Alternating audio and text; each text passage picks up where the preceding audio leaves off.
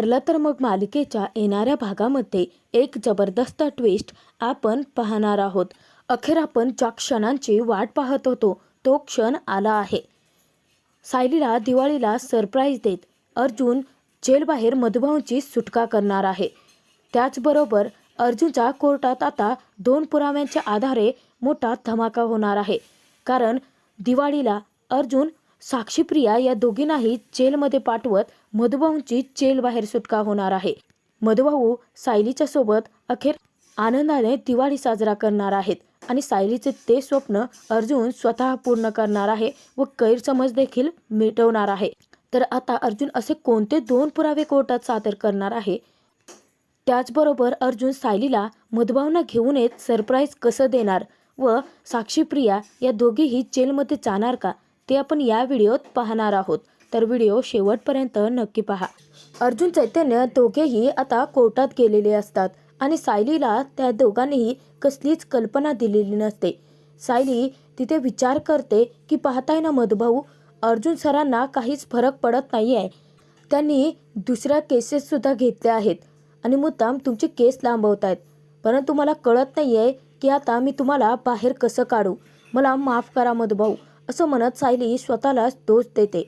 परंतु अर्जुनने सायलीला सांगितलेलं असतं की जोपर्यंत तो तिचे गैरसमज मिटवून तिचा विश्वास पुन्हा जिंकत नाही तोपर्यंत तो तिच्याशी काहीच बोलणार नाही।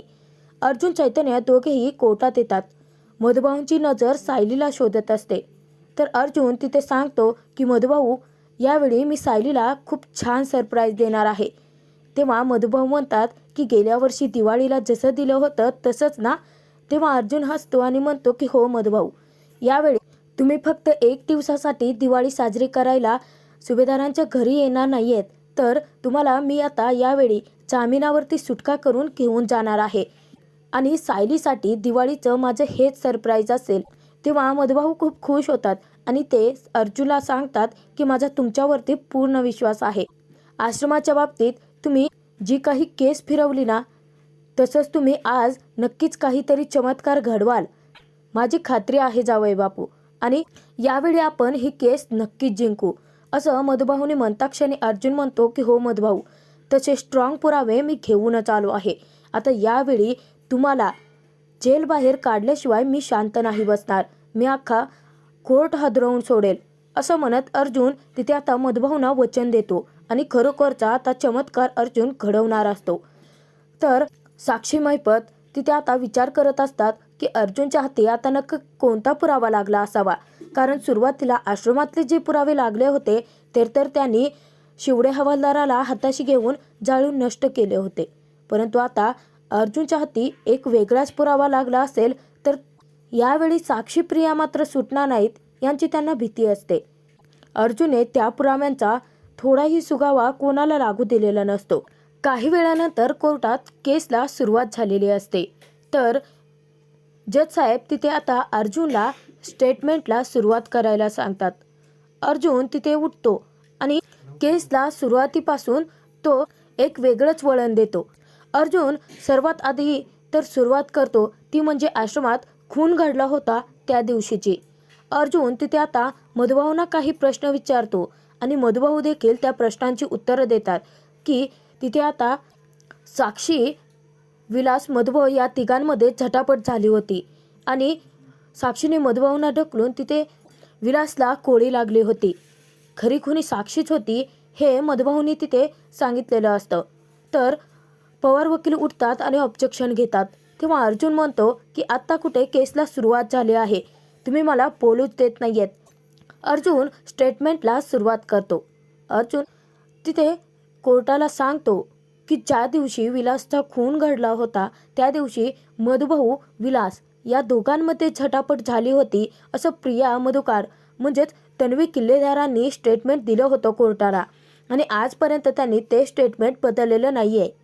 परंतु ज्या दिवशी त्या दोघांमध्ये झटापट होऊन विलासचा खून झाला होता, तर ज्या बंदुकीने, ज्या पिस्तूलने खून झाला होता त्यावरती त्या दोघांचेही फिंगरप्रिंट असायला हवे होते, परंतु ज्यावेळी फॉरेन्सिक रिपोर्ट चेक केले गेले माय लॉर्ड, त्या दिवशी त्या रिपोर्टमध्ये फक्त आणि फक्त मधुभाऊंच्या बोटाचेच ठसे त्याच्यावरती निघले।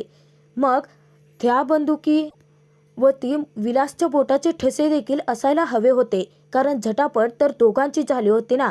याचा अर्थ असाच होतो की तिथे तिसरी व्यक्ती हजर होती आणि ती तिसरी व्यक्ती होती साक्षी शिकरे. साक्षी शिकरेंनी सुरुवात आधी विलासचा खून केला आणि त्यानंतर त्याच्यावरती त्यांच्या बोटाचे ठसे उमटले होते. मग त्यांनी मधुभाऊला बेशुद्ध केलं आणि जे काही बोटाचे ठसे होते ते त्यांनी पुसवले, ते मिटवले आणि त्यानंतर गुपचूप मधुभाऊंच्या हातात ती बंदूक देऊन तेथून निघून गेल्या. हा सगळा मास्टर प्लॅन होता. तेव्हा तिथे आता पवार वकील ऑब्जेक्शन घेतात. साक्षी घामाघूम झालेली असते, घाबरलेली असते. तर महिपत तिथे साक्षीला धीर देतो. तो म्हणतो की काही होत नाही, या अर्जुन सुभेदाराकडे आत्ता काहीच पुरावे नाही आहेत आणि म्हणूनच तो उगाचच फालतूची बडबड करतोय असं महिपत म्हणत असतो.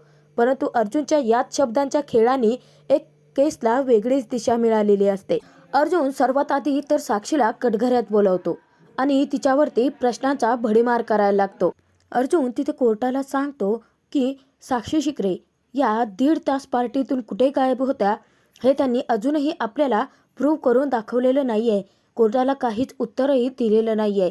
याचा अर्थ असाच होतो माय लॉर्ड की साक्षी शिकरे त्या दिवशी आश्रमातच हजर होत्या आणि मी दिलेल्या स्टेटमेंटनुसार साक्षी शिकरेनीच विलासचा खून केला आणि त्याच्यावर ते फिंगरप्रिंट पुसले आणि ती बंदूक मधुभाऊंच्या हाती टेकून तेथून फरार झाल्या आणि सगळे आरोप मधुभाऊंवरती लागले.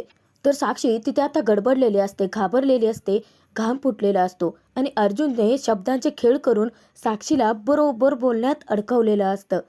अर्जुन तिथे साक्षीला मुद्दाम डिवचायला लागतो. तो म्हणतो की साक्षी शिकरे तुम्ही त्या दिवशी आश्रमातच हजर होता आणि तुम्ही हे सगळंच केलं आहे. तेव्हा तिथे साक्षी म्हणत असते की नाही, त्या बंदुकीवरचे फिंगरप्रिंट मी पुसलेले नाही आहेत आणि मी तिथे हजर नव्हतेच. साक्षी आता आरोप झटकून लावत असते. अर्जुन तिथे पुन्हा पुन्हा तेच सांगायला लागतो. तेव्हा तिथे आता अर्जुन तिच्यावरती आवाज चढवत असतो. तो म्हणतो की तुम्हाला उत्तर द्यावंच लागेल. तुम्ही फिंगरप्रिंट पुसले आहेत, तुम्ही पुरावे मिटवण्याचा प्रयत्न केला आहे आणि मधुभाऊंना अडकवलं देखील आहे. हे सगळं तुम्हीच केलं आहे, याच्या मागे तुमचाच हात आहे. अर्जुन तिथे आता अशी काही बडबड करून शब्दांचे खेळ करतो आणि साक्षी बरोबर जाळ्यात अडकते. साक्षीच्या तोंडून सत्य बाहेर पडतं. ती म्हणते की ते बोटाचे ठसे मी पुसलेले नाही आहेत, कारण तिथे प्रिया हजर होती आणि प्रियानेच ते बोटाचे ठसे पुसले असतील. असं तिथे आता साक्षीच्या तोंडून सत्य बाहेर पडता क्षणी रविराजांच्या पायाखालची जमीनच हादरते. तर रविराज प्रियाकडे रागाने पाहत असतात. प्रियाची बोलती बंद होते. तर साक्षी प्रियाचे आता दिवस फिरलेले असतात. अर्जुने ते फिरवलेले असतात.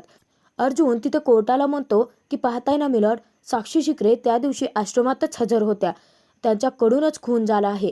त्यांच्या हातून खून झाला, त्या घाबरून तेथून फरार झाल्या आणि त्यांची साथीदार प्रिया मधुकर, आत्ताच्या तन्वी किल्लेदार यांनी पुरावे मिटवण्याचा प्रयत्न केला. याचा अर्थ असाच होतो की मधुभाऊंच्या डोक्यात वार करून त्यांना बेशुद्ध करणारे देखील तन्वी किल्लेदारच होते. तर तिथे आता पवार वकील उठतात आणि ऑब्जेक्शन घेतात.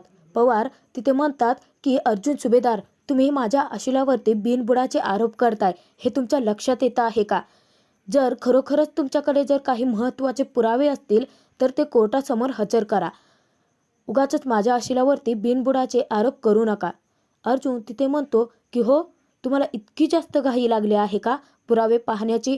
ठीक आहे, मग कोर्टाला आता मी पुरावे दाखवतोच. असं म्हणत अर्जुन तिथे आता जबरदस्त पुरावा बाहेर काढणार असतो. सर्वात आधी तर अर्जुन प्रियाला कटघऱ्यात बोलवतो. अर्जुन तिथे आता प्रियाचं नाव घेता क्षणी प्रिया घाबरतच आलेली असते. एकतर प्रिया आधीच घाबरलेली असते, कारण साक्षीच्या तोंडून नाव निघून ती स्वतःच अडकलेली असते. अर्जुन प्रियाला कटघऱ्यातून बोलवून म्हणतो की काय झालं तन्वी किल्लेदार, तुम्हाला एवढा घाम का फुटला आहे की या सगळ्यांमध्ये, या खुनाच्या प्रकरणामध्ये तुमचाच वेगळा हात होता. म्हणजे तिथे 3 नाही तर 4 जण होते म्हणायचं. तेव्हा तिथे प्रिया म्हणते की हे सगळं खोटं आहे, मी आश्रमात हजर नव्हतेच. तेव्हा अर्जुन म्हणतो की काय बोलताय तन्वी किल्लेदार, अहो तुम्हीच तर स्टेटमेंट दिलं होतं ना की मधुभाऊ आणि विलास या दोघांमध्ये झटापट झाली होती, तुम्ही टेबलाच्या पाठीमागे लपला होतात आणि आता तर तुम्ही शब्दच फेरताय. तेव्हा प्रिया म्हणते की म्हणजे मी आश्रमात हजर होते, घाबरलेले होते आणि तशा अवस्थेमध्ये मी हे सगळं का करेन, माझा काय संबंध आहे त्याच्याशी? तेव्हा अर्जुन म्हणतो की आता तुमचा संबंध कशाचे आहे ते मी बाहेर काढणार. अर्जुनचा एकावर एक बॉम्ब फुटत चाललेला असतो. साक्षी तर अडकलेलीच असते, परंतु आता वेळ असते प्रियाची. अर्जुन तिथे आता प्रियाला विचारतो की मला सांगा तन्वी किल्लेदार, तुम्ही लहानपणापासून आश्रमातच होत्या ना? लहानपणापासून तुम्ही आश्रमातच वाढल्यात. तेव्हा तिथे प्रिया म्हणते की हो, परंतु याचा या केसशी काय संबंध आहे? अर्जुन तिथे म्हणतो की तुम्ही मला प्रश्न विचारायचे नाहीत, मी प्रश्न विचारणार आहे. तुमचा संबंध नक्की काय आहे हे देखील मीच बाहेर काढेन. अर्जुन तिथे आता विचारतो की तुम्ही मधुभाऊंना ओळखतच असाल मग, तेही चांगलंच. नाही म्हणजे तुम्ही स्वतः स्टेटमेंट दिली आहे ना की तो खून त्यांच्याच हातून घडली आहे.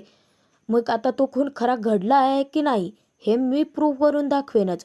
परंतु मला तुमच्याकडून काही प्रश्नांची उत्तरं हवी आहेत. अर्जुन तिथे पुन्हा शब्दांची खेळी करायला लागतो.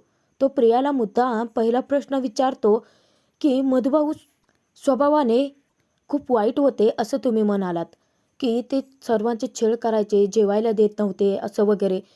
परंतु सायली सुभेदार माझी पत्नी, तर त्यांनी मला सांगितलं, कोर्टालाही सांगितलं की मधुभाऊ अजिबात असे नाही आहेत. त्यांनी सर्वांची काळजी घेतली. त्याचबरोबर काका काकूंच्या औषधाचा खर्च पाणी देखील मधुभाऊ करत होते. आणि मग तुमच्याच बाबतीत असं का? तुमचे आणि मधुभाऊंचे काय वाद होत होते का? तेव्हा प्रिया म्हणते की ह्या सगळ्या गोष्टी तुम्ही मला का विचारताय? अर्जुन तिथे म्हणतो की सहज द्या ना प्रश्नांची उत्तरं. अर्जुन मुद्दाम सुरुवातीला असे प्रश्न विचारत असतो. अर्जुन तिथे आता विचारतो की मधुभाऊ जर तुमच्यासोबत असे वागत होते, मग कदाचित त्यांना काहीतरी प्रॉब्लेम असावा किंवा त्यांना आजार असावा, त्यांना पैसे वाचवायचे असावेत. तिथे आता मधुभाऊंना देखील कळत नसतं की अर्जुन असे का तिरसट प्रश्न विचारतोय प्रियाला. तर अर्जुन तिथे प्रियाला म्हणतो की सांगा, मधुभाऊंना असा कोणता आजार होता का की त्यासाठी मधुभाऊ पैसे वाचवत असावेत? तेव्हा तिथे प्रिया म्हणते की मधुभाऊंना काही असा आजार नव्हता, परंतु मधुभाऊंना ना हाताचा मोठा प्रॉब्लेम होता. अर्जुन म्हणतो की हाताचा काय प्रॉब्लेम होता? तेव्हा प्रिया सांगते की मधुभाऊंचा उजवा हात पूर्णपणे निकामी आहे. मधुभाऊ डावखोरे आहेत, म्हणजे मी लहानपणापासून बघत आले आहे. अर्जुन तिथे म्हणतो की अच्छा माय लॉर्ड, तन्वी किल्लेदारांची स्टेटमेंट नीट लक्षात घ्या. त्या म्हणतायत की मधुकर पाटील हे डावखोरे आहेत, त्यांचा उजवा हात आधीपासूनच निकामी आहे. अर्जुन मुद्दाम प्रियाला विचारतो की मला सांगा की साधीशी छोटीशी गोष्टही ते आता धरू शकत नाही आहेत का? तेव्हा तिथे प्रिया म्हणते की हो, मधुभाऊ लहानपणापासून आम्ही पाहत आलो तसं मधुभाऊंना उजव्या हातात अशा वस्तू धरता येत नाहीत. त्यांचा हात खूप जास्त दुखतो, तो पूर्णपणेच निकामी आहे. अर्जुन तिथे आता कोर्टाला म्हणतो की मग माय लॉर्ड, माझ्याकडे एक पुरावा असा आहे की त्या पुराव्याने कोर्टाला समजेल की प्रिया मधुकर आता खरं बोलतायत की खोटं. त्यांनी मागच्या वेळेस जी स्टेटमेंट दिली होती ती खरी होती की खोटी हे लवकरच कोर्टाच्या समोर येईल. अर्जुन तो पेनड्राईव्ह देतो. ज्या दिवशी आश्रमात रिक्रिएशन घडलं होतं त्या दिवशी प्रियाने ते रिक्रिएशन सांगितलं होतं की कसं कसं विलासचा खून घडला, आणि प्रियाची ती स्टेटमेंट रेकॉर्ड असते आणि सायलीमुळे त्यातला एक पुरावा अर्जुनला मिळालेला असतो.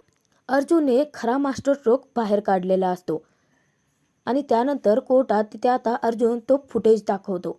त्यात तिथे आता प्रिया गडबडीमध्ये बोलून जाते की असे मधुभाऊ आले, त्यांनी उजव्या हातात बंदूक धरली आणि विलासला धाडकन गोळी मारली आणि विलास खालती पडला. अर्जुन तिथे आता ती फुटेज दाखवल्यानंतर कोर्टाला म्हणतो की पाहताय ना, याचा अर्थ असाच की साक्षी शिकरेच खऱ्या खुनी आहेत. त्यांना वाचवण्यासाठी प्रिया मधुकर यांनी खोटी स्टेटमेंट दिली, मधुकर पाटलांना अडकवण्याचा प्रयत्न केला.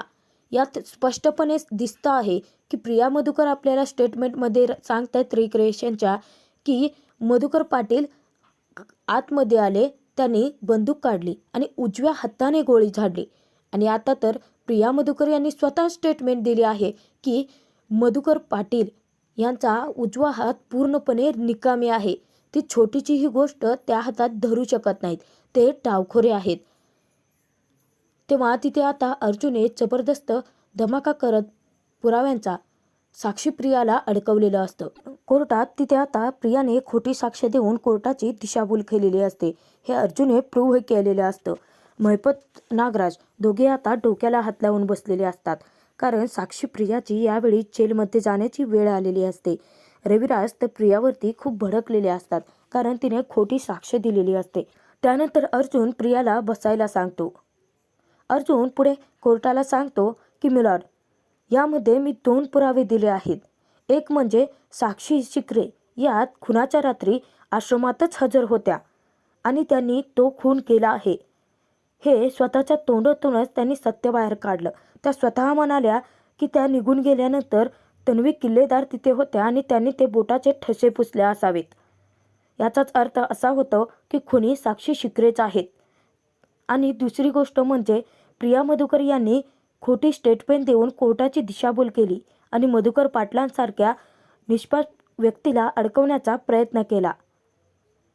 माझी आता कोर्टाला हीच विनंती आहे की गेल्या 1.5 वर्षांमध्ये आजपर्यंत मी अनेक पुरावे देऊन कोर्टासमोर हेच सिद्ध करत आलो आहे की मधुकर पाटलांचा या खुनाशी काहीही संबंध नाही आहे.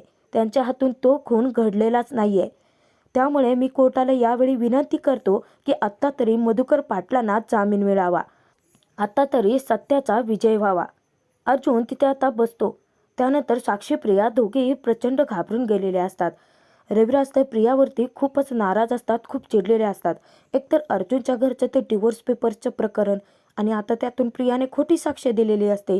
रविराज पुरते हादरून गेलेले असतात की प्रिया खरोखरच त्यांची मुलगी आहे की नाही याचाच त्यांना आता संशय आलेला असतो. तर साक्षीचे देखील धाबे दणाणलेले असतात. तर काही वेळानंतर मिलॉर्ड अखेर तिथे आता कोर्टाचा फैसला सुनावतात. ते म्हणतात की आजपर्यंत अर्जुन सुभेदारांनी कोर्टाला अनेक पुरावे दिले आहेत आणि त्या पुराव्यांच्या नुसार मधुकर पाटलांचा या खुनात काहीच हात नव्हता, हेच आजपर्यंत सिद्ध झालं आहे. आणि आता आज या कोर्ट केसमध्ये जे 2 पुरावे अर्जुन सुभेदारांनी कोर्टाला दिले आहेत त्यानुसार हेच सिद्ध होतं आहे की मधुकर पाटलांना या खुनाच्या केसमध्ये अडकवण्याचा प्रयत्न केला गेला आहे आणि साक्षी शिकरे यांच्यावरती आता संशयित गुन्हेगार म्हणून आरोप लागले आहेत. आणि त्याचबरोबर खोटी साक्ष देऊन कोर्टाची दिशाभूल तन्वी किल्लेदारांनी केली आहे, म्हणजेच प्रिया मधुकर यांनी. कोर्ट आज मधुकर पाटलांना जामीनमुक्त करत आहे आणि त्याचबरोबर साक्षी शिकरे व प्रिया मधुकर या दोघींना देखील कस्टडीत घ्यायची पोलिसांना ताकीद देत आहे की त्यांची आता कस्टडीत घेऊन कसून चौकशीला सुरुवात करा. तेव्हा तिथे आता अर्जुन चैतन्यने ती केस जिंकलेली असते. सत्याचा विजय झालेला असतो. मधुभाऊंचा आनंद गगनात मावेनासा होतो. साक्षी प्रियाच्या डोळ्यातून अश्रू यायला लागतात. पुरत्या रडकुंडीला आलेले असतात आणि मधुभाऊ तिथे आता अर्जुनवरती खूप खुश असतात. मधुभाऊ म्हणतात की जावई बापू, खरोखर चमत्कार तुम्ही करवून दाखवलात. आज आज मी जेलबाहेर आलो आहे. आज मी माझ्या माणसात, माझ्या लेकरात पुन्हा जाणार. हा सोन्याचा दिवस मला तुमच्यामुळे बघायला मिळाला जावई बापू, असं म्हणत मधुभाऊ चक्क अर्जुनसमोर हात जोडत असतात. अर्जुन तिथे आता त्याच्या डोळ्यातून देखील आनंदाश्रू येतात. अर्जुन मधुभाऊंना सांगतो की मधुभाऊ, असे हात जोडू नका. अहो, शेवटी सत्याचा विजय झाला आहे आणि आता लवकरच तुमची आणि सायलीची भेट होईल. मी ती घडवून आणेन आणि सायलीचं दिवाळीचं सरप्राईज देखील तिला मिळेल. मधुभाऊ खूपच खुश होतात. मधुभाऊ अर्जुनचं कौतुक करत म्हणतात की जावई बापू, खरंच आज बाप म्हणून मी धन्य झालो की माझ्या सावूला तुमच्यासारखा नवरा मिळाला. तेव्हा अर्जुन विचार करतो की मिसेस सायली, आता लवकरच तुमचे गैरसमज मिटतील आणि मी तुमचा विश्वास देखील जिंकेन. अर्जुन तिथे सांगतो की मधुभाऊ, आज लक्ष्मीपूजन आहे आणि आज मी तुम्हाला सुभेदारांच्या घरी सायलीची भेट घडवून घेण्यासाठी घेऊन जाणार आहे. तेव्हा मधुभाऊला अर्जुन सांगतो की मी चैतन्यला तुम्हाला घेऊन यायला सांगेन आणि हो, कुसुमताईंची वगैरे भेट जरी घेतली ना तरी देखील तुम्ही हे गुपित फोडायचं नाही आहे की तुम्ही सुटला आहात. सायलीला मला सरप्राईज द्यायचा आहे. तेव्हा मधुभाऊ म्हणतात की जावई बापू, आज सोन्याचा दिवस तुमच्यामुळे पाहतो आहे. मी तुमचं सगळं ऐकेन. तर त्यानंतर घरी अर्जुन गेल्यानंतर सायली खूपच अपसेट असते आणि खूप वाईट वाटत असतं. तिची मनस्थितीही नीट नसते आणि त्यातून आता सुभेदारांच्या घरात लक्ष्मीपूजन असतं. पूर्णाई देखील तिथे हजर नसते. तर सायली तिथे आता विचार करते की मधुभाऊ, या दिवाळीला तुम्ही माझ्यासोबत नाही आहात. मी काय करू? मी तुम्हाला सोडवण्याचे प्रयत्न तर करते आहे, परंतु अर्जुन सरांनी माझी एवढी मोठी फसवणूक केली आहे की मी आता कोणावर विश्वास ठेवू आणि कोणावर नको हेच मला कळत नाही आहे. दुसऱ्या वकिलांकडे जाऊन त्यांनी ती केस घ्यायला तर नकारच दिला होता. आता तुमची केस कोण घेईल मधुभाऊ? तुम्हाला लवकरात लवकर कोण सोडवेल? मला कळत नाही आहे मधुभाऊ, असं म्हणत सायली देवयाईजवळ हात जोडत देवयाईला प्रार्थना करते की मधुभाऊ लवकरात लवकर सुखरूप सुटावेत.